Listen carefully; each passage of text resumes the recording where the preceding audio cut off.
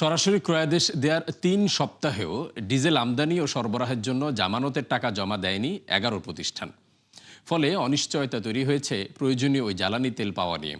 এমনকি কার্যাদেশ দেয়া প্রতিষ্ঠানগুলোর সক্ষমতা ও রাজনৈতিক সংশ্লিষ্টতা নিয়ে উঠেছে প্রশ্ন। এদিকে ভবিষ্যতের কথা চিন্তা করে সরাসরি ক্রয় পদ্ধতির জন্য সরবরাহকারীদের তালিকা করেছে বিপিসি। আরও জানাচ্ছেন রাকিব হোসেন। দেশে চাহিদার প্রায় শতভাগ জ্বালানি তেল আমদানি হয় বিপিসির মাধ্যমে। মূলত মধ্যপ্রাচ্য থেকে আসে অপরিশোধিত পণ্য, আর চীন, মালয়েশিয়া সহ আরও কয়েক দেশ থেকে কেনা হয় পরিশোধিত ডিজেল, অকটেন এবং জেট ফুয়েল। এই সবই নির্দিষ্ট সরবরাহকারী প্রতিষ্ঠান এবং চুক্তির আওতায়। কিন্তু যুদ্ধ শুরুর পর বন্ধ হয়ে যায় চাহিদা অনুযায়ী সরবরাহ। ফলে বিকল্প হিসেবে সরাসরি ক্রয় পদ্ধতিতে যায় সরকার। দায়িত্বের ২ মাসে সব মিলিয়ে ১২ লাখ টন ডিজেল কেনার অনুমোদন দেয় মন্ত্রিসভা ও অর্থনৈতিক বিষয় সংক্রান্ত কমিটি। শর্ত অনুযায়ী ওই প্রতিষ্ঠানগুলোকে ৪২ দিনের মধ্যে জমা দিতে হবে জামানতের ৫% টাকা। নির্ধারিত সময়ের মধ্যে সরবরাহ না করতে পারলে গুনতে হবে জরিমানাও। কিন্তু অনুমোদনের সপ্তাহ ৩ পার হলেও জামানতের টাকা দিয়েছে একটি মাত্র প্রতিষ্ঠান। ফলে অনিশ্চয়তা শুরু হয়েছে সময়মতো জ্বালানি তেল পাওয়া নিয়ে। একটা হচ্ছে অনেকগুলো কোম্পানি হয়তো বাজে টাইপের কোম্পানি, ওদের হয়তো কোনো অসৎ উদ্দেশ্য থাকতে পারে। আর আরেকটা জিনিস হচ্ছে এই কোম্পানির মধ্যে অনেকেই হয়তো বুঝতে পেরেছে, আরে তখন তো আমি দাম কম দিয়েছিলাম, এখন আমি বেশি জায়গায় আরেক জায়গায় বিক্রি করতে পারবো, তাহলে ওখানে আর আমি এইসব গ্যারেন্টি পিজিটিজি আমি দেবো না, আমি এখানে চুপ করে থাকি, ওটা ক্যান্সেল হয়ে যাবে। যারা নির্ধারিত সময়ের মধ্যে পেট্রোলিয়াম প্রোডাক্ট সাপ্লাই দেবেন তাদের সঙ্গে তো অবশ্যই আমাদের চুক্তি বহাল থাকবে। যারা দিতে পারবেন না তাদের কাছ থেকে যেই পিজি গ্রহণ করেছি সেটা আমরা পিজি এনকেশ করে নিতে পারি। তবে আমরা এখন পর্যন্ত যাদেরকে আমরা নোয়া দিয়েছি এবং যারা আমাদেরকে পিজি দিয়েছেন, আমরা অত্যন্ত আশাবাদী তারা যথাসময়ে পেট্রোলিয়াম প্রোডাক্টস সাপ্লাই দিতে পারবেন। সরাসরি ক্রয়াদেশ দেয়া ওই প্রতিষ্ঠানগুলোর পুরনো অভিজ্ঞতা এবং সক্ষমতা নিয়ে সমালোচনা শুরু হয় নানা মহলে। কেননা প্রায় সবই একরকম নতুন। এমনকি আলোচনা আছে রাজনৈতিক সংশ্লিষ্টতা বা যোগাযোগ নিয়েও। এদিকে ভবিষ্যৎ ঝুঁকি ও প্রস্তুতির কথা চিন্তা করে সরবরাহকারীদের স্থায়ী তালিকা তৈরি করছে বিপিসি। এরই মধ্যে প্রকাশ করা হয়েছে বিজ্ঞপ্তি। $১,০০০ ফি জমা দিয়ে আগ্রহী ও যোগ্য প্রতিষ্ঠানগুলো নিজেদের নাম নিবন্ধন করতে পারবে এই তালিকায়। যারা এনলিস্টেড হবেন তারা আমাদের পরবর্তী সকল টেন্ডার প্রক্রিয়ায় অংশগ্রহণ করবেন এবং টেন্ডারের মাধ্যমে কাজ পেলে তারা আমাদেরকে প্রোডাক্ট সাপ্লাই দিবেন এবং আমাদের সাপ্লাই চেইনে যেভাবে পেট্রোলিয়াম প্রোডাক্ট সংযুক্ত হয় সেভাবে হবে এবং তারপরে সেগুলো আমাদের বিভিন্ন কোম্পানির মাধ্যমে, পদ্মা, মেঘনা, যমুনার মাধ্যমে সারা দেশে বিপণন করা হবে। বর্তমানে সরকারিভাবে আমদানির জন্য বিপিসির তালিকায় ১১টি প্রতিষ্ঠান রয়েছে। এর মধ্যে ২টি অপরিশোধিত এবং ৯টি পরিশোধিত জ্বালানি তেল সরবরাহ করছে। রাকিব হোসেন, ৭১, ঢাকা। আজ থেকে ইতিহাসের সর্বোচ্চ দামে বিক্রি হচ্ছে জ্বালানি তেল। গতরাত ১২টা থেকে সিদ্ধান্ত কার্যকরের ঘোষণা দেয় জ্বালানি বিভাগ। নতুন সিদ্ধান্ত অনুযায়ী প্রতি লিটার অকটেনের দাম ১৪০ টাকা, যা আগে ছিল ১২০ টাকা। ফলে দাম বেড়েছে ১৬.৭%। অন্যদিকে ১১৬ টাকা থেকে বেড়ে প্রতি লিটার ১৩৫ টাকা বিক্রি হচ্ছে পেট্রোল। আর লিটারে ১৫ টাকা বেড়ে ১১৫ টাকা বিক্রি হচ্ছে ডিজেল। মধ্যপ্রাচ্য যুদ্ধের প্রভাবে ১.৫ মাস ধরে বিশ্ববাজারে ঊর্ধ্বমুখী জ্বালানি তেলের দাম সরকারকেও কিনতে হচ্ছিল বাড়তি দামে। তবে জনগণের কথা মাথায় রেখে এর আগে দাম বাড়ানোর সিদ্ধান্ত নেওয়া হয়নি।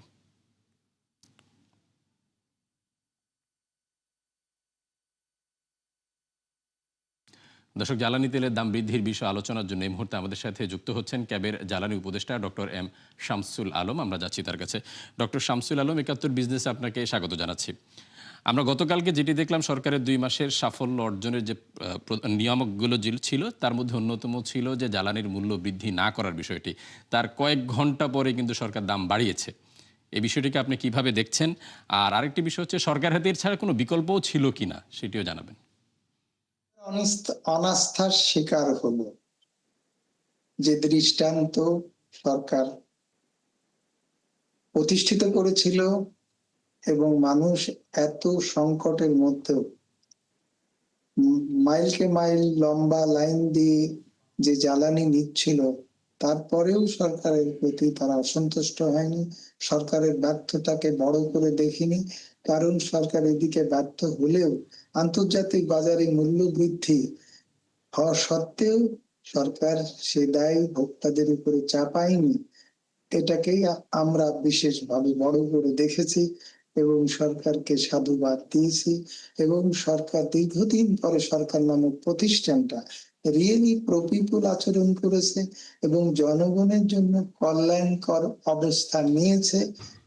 লস লাভ এসবের হিসাব থেকে এসব হিসাব ব্যবসায়ী এসব হিসাব তো সরকারের মানায় না। সরকার সে দৃষ্টান্ত স্থাপন করেছিল, কিন্তু তা এই যেখানে মূল্য পড়ে যাচ্ছে, দেখা যাচ্ছে যে $119-20 থেকে নেমে $90 নিচে নেমে চলে আসছে এবং আরো নামতে যাচ্ছে, যুদ্ধবিরতি স্থায়িত্ব পেতে যাচ্ছে। সেই অবস্থায় আরো সহনশীল হওয়ার দৃষ্টান্ত রেখে এই সংকট মোকাবেলা করতে সব জনগণকে সাথে পাচ্ছিল এবং মোকাবেলা করা যাচ্ছিল, কিন্তু সেই অবস্থায় সেট পড়লো না। আমি বলবো বজ্রপাত হলো। আরেকটি বিষয় হচ্ছে সরকারের পক্ষ থেকে এখনো পর্যন্ত কখনোই বলা হয়নি যে আসলে সংকট ছিল, কিন্তু বাস্তব চিত্র আমরা সরেজমিনে যেসব তথ্য জানতে পেরেছি, আমরা দেখেছি যানবাহনের দীর্ঘ সারি, জ্বালানির অভাবে বিভিন্ন পাম্প বন্ধ হয়ে গেছে। সেটি কেন হয়েছিল? সরকার যদি সংকট নাই থেকে থাকে তাহলে বিভিন্ন পাম্পের বন্ধ হওয়া, ঘন্টার পর ঘন্টা লাইনে থাকার বিষয়গুলো কেন আসছিল? এখন আমি যদি সরকারের এই দাবিকে মেনে নিই, এবং অনেক টেলিভিশন টক শোতে এসব ব্যাপারে তথ্য উপাত্ত দিয়ে বলা হয়েছে যে তারা পুরা মাসে তেল যা পায় তা সপ্তাহে শেষ হয়ে গেছে, অমুক তমুক এসব কথা বলা হয়েছে। তা আমি সেসব জিনিসকে মাথায় রেখেই বলতে চাই যে সরকার যদি সরবরাহ ব্যবস্থা স্বাভাবিক রেখে থাকে, চাহিদা সঙ্গে সামঞ্জস্য রেখে থাকে, তাহলে ভোক্তা পর্যায়ে সেই তেল পৌঁছানোর সক্ষমতা সরকারের নেই। এখন শেষ পর্যন্ত বিপিসির এই তেল সাপ্লাই চেনের উপরে নিয়ন্ত্রণ নেই। বিপিসির কোম্পানি থেকে ডিপো থেকে আরম্ভ করে আপনার ভোক্তা পর্যায়ে 2200 পেট্রোল পাম্পের মাধ্যমে যে ভোক্তাকে তেল দেওয়া হয়, সে তেল শুধু ভোক্তাকে পৌঁছে দেওয়ার নিশ্চয়তা সরকারের এই এর সঙ্গে সংশ্লিষ্ট প্রতিষ্ঠানগুলো, এবং এটা রেগুলেটরি দায়িত্ব হচ্ছে বিআরসির যে ঠিক মতো পৌঁছাচ্ছে কিনা, বা আপস্ট্রিম রেগুলেটরি হিসেবে দায়িত্ব মন্ত্রণালয়। তারা সবাই নিষ্ক্রিয় এবং অক্ষম, অদক্ষ, অযোগ্য। সরকারের এই দাবি সঠিক হলে এই কথা সরকারকে মানতেই হবে। তাহলে এরা যদি অক্ষম, অযোগ্য, অদক্ষ হয় এবং দেখা যাচ্ছে যে বাইরে কালো বাজার তৈরি হয়ে গেছে, দেখা যাচ্ছে যে চুরি হচ্ছে, জনাব শামসুল আলম, আমরা খুব সংক্ষেপে, সময় সংক্ষিপ্ততার কারণে সংক্ষেপে জানতে চাই, শেষ পর্যন্ত জ্বালানি তেলের দাম বাড়লো, সেটি অর্থনীতিতে কি ধরনের প্রভাব পড়বে বিস্তৃত আকারে?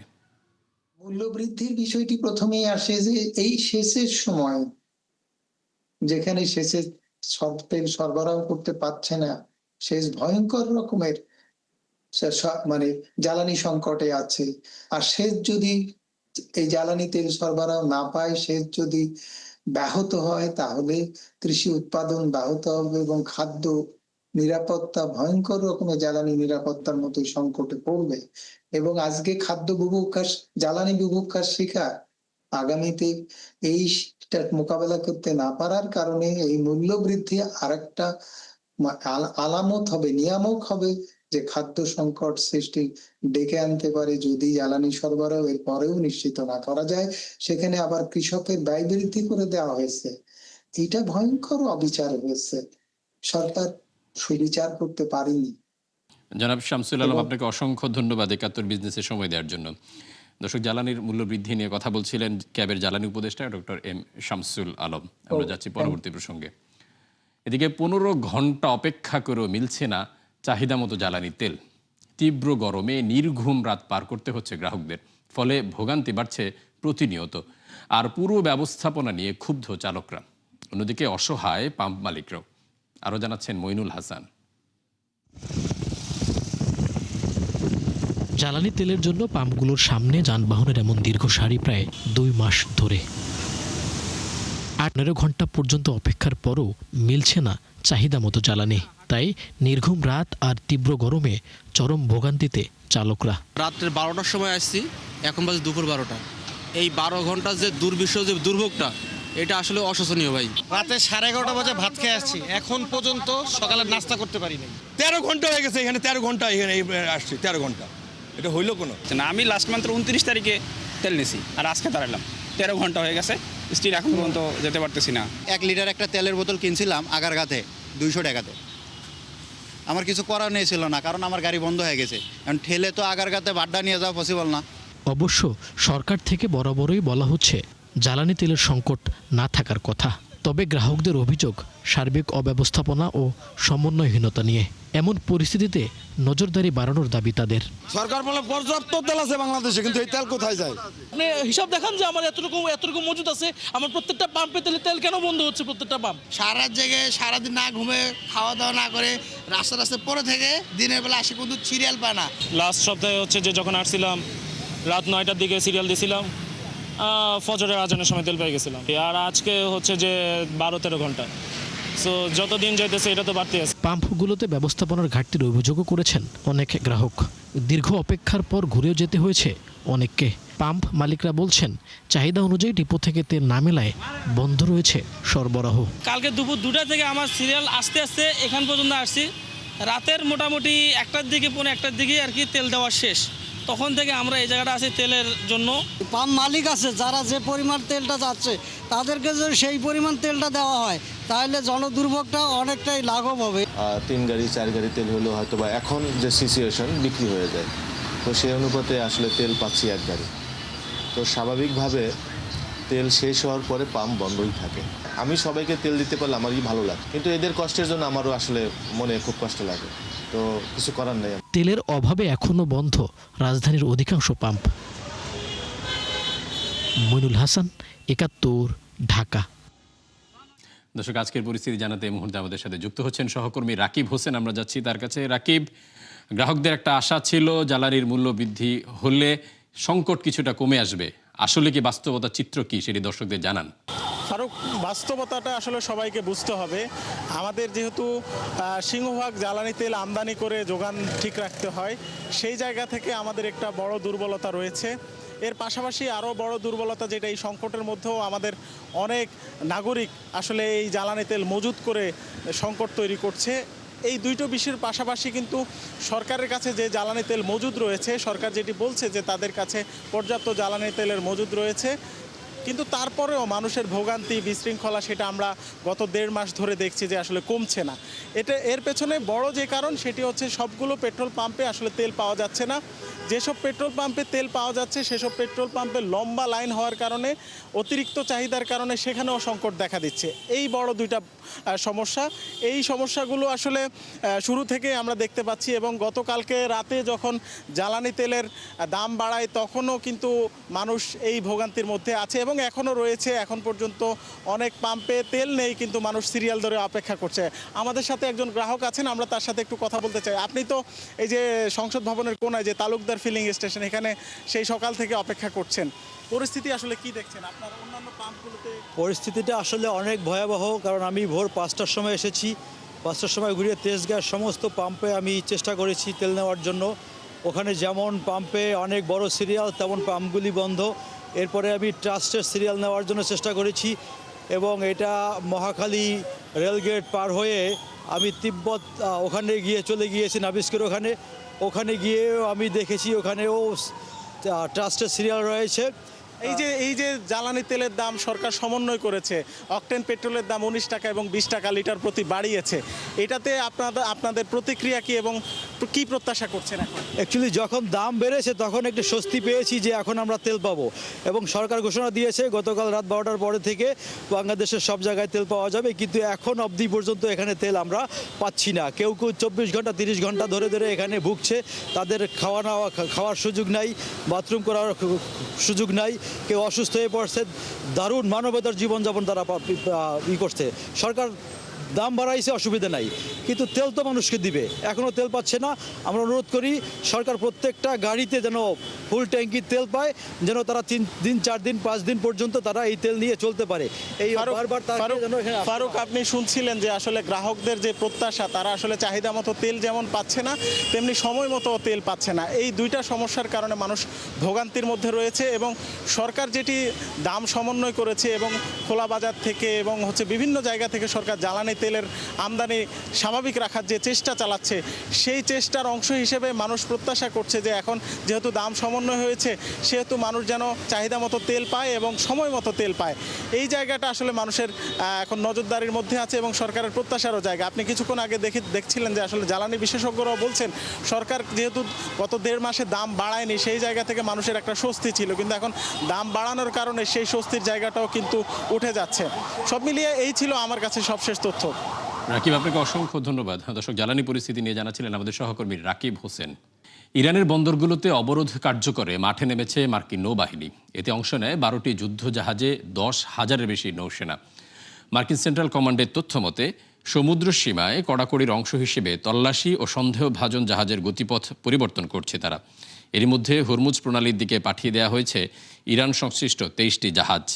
এর আগে ভেনেজুয়েলার সঙ্গে সম্পৃক্ত জাহাজের বিষয়ে যুক্তরাষ্ট্র একই ধরনের পদক্ষেপ নিয়েছিল। সে সময় আন্তর্জাতিক জলসীমায় নৌবাহিনী ও বিশেষ দল পাঠিয়ে জাহাজ তল্লাশি বা আটক করা হয়। দর্শক, এই ছিল ৭১ বিজনেসের এখনকার আয়োজনে। সরাসরি সংবাদ অনুষ্ঠান দেখতে চোখ রাখুন ৭১-এর ফেসবুক পেজ এবং সাবস্ক্রাইব করুন ৭১-এর ইউটিউব চ্যানেল। থাকুন ৭১-এর সাথে।